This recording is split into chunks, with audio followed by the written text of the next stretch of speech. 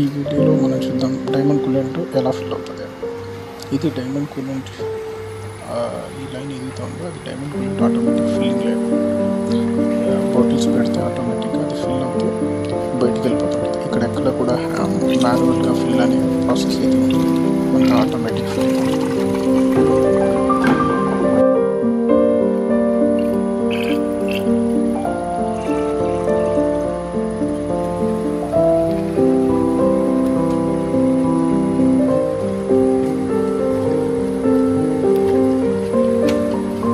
Fill అయిపోయిన తర్వాత next వచ్చేసి సెమీ ఆటోమేటిక్ క్యాపింగ్ మిషన్ దగ్గరికి వస్తుంది.